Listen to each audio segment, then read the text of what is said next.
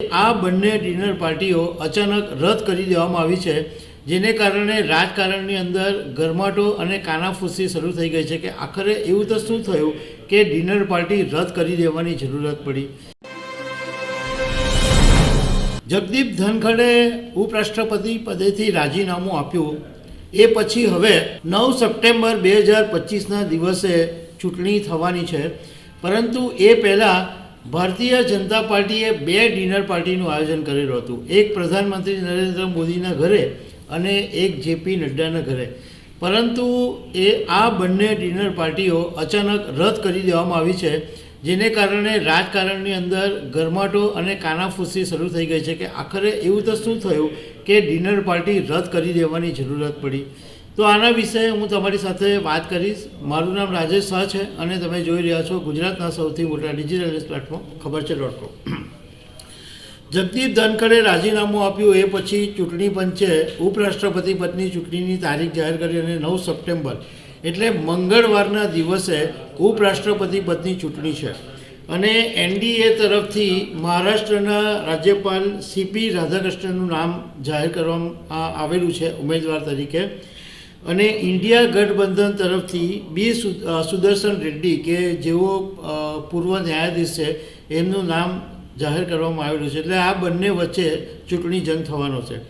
પરંતુ એ પહેલાં એનડીએના જેટલા પણ સાંસદો છે આ બધા સાંસદોને પ્રધાનમંત્રી નરેન્દ્ર મોદીના લોક કલ્યાણ માર્ગ પર આવેલા બંગલા પર 8મી તારીખે એટલે કે આવતીકાલે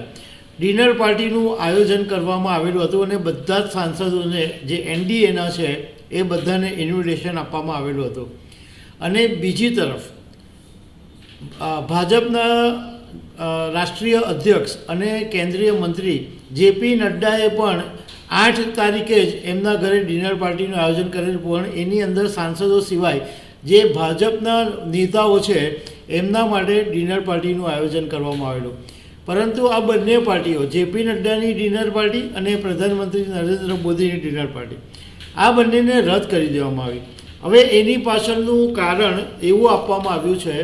કે ઉત્તર ભારતના રાજ્યોમાં પૂરની સ્થિતિ અને ખાસ કરીને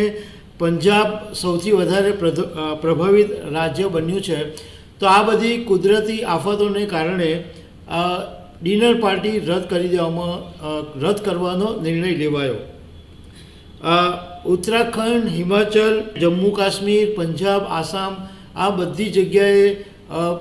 પૂરને કારણે લોકોને બહુ બધું નુકસાન થયું છે, ઘણા બધા લોકો મરી ગયા છે, ઘણા બધાની ઘર વખરી તણાઈ ગઈ છે, ઘરો તૂટી ગયા છે।